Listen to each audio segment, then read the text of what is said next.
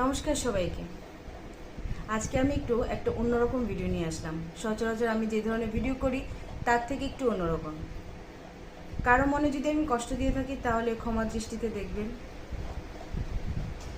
আজকালকার আমাদের সনাতন ধর্মের অনেকেই আছেন যারা নতুন নতুন আমাদের ধর্মীয় অনুসারী হয়ে উঠেছেন, প্রসাদী হয়ে উঠেছেন। আগে প্রসাদী হলে নিজের ধর্মটাকে ভালোবাসুন, নিজের ধর্মের মানুষদেরকে ভালোবাসুন। তা না করে নিজের ধর্মে অনুসারী হয়ে কি হয়, এটা ছোঁয়া যাবে না, এটা করা যাবে না, অন্যকে শিক্ষা দিচ্ছে।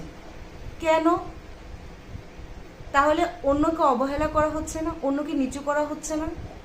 তাকে শিক্ষাটা দিন যে সেও এই পথে আসে, সেও আমাদের নিজের ধর্মটাকে সম্মান করে, আমার এই ধর্মটাকে ভালোবাসে। কিভাবে সে এই ধর্মটাকে ভালোবাসবে, কিভাবে সে এই ধর্মটাকে অনুসারী করবে, কিভাবে এই ধর্মটাকে আরও আবেগভাবে নিবে, সেই শিক্ষাটা দিন। কিন্তু না, প্রসাদী হওয়া মাত্রই অপরপক্ষের মানুষকে কি শিক্ষা দিবে? এটা ধোয়া যাবে না, এটা করা যাবে না, এটা করবে না, এটা ছুবে না। এটা করলে কি হবে? পাশের মানুষটা সেই কাজগুলো করা থেকে বা সে যে এই ধর্মে আছে তার থেকে একটু দূরে চলে যাবে। সে এই ধর্মটা বা এই যে কাজগুলো থেকে একটু ডিভার্ট হয়ে যাবে।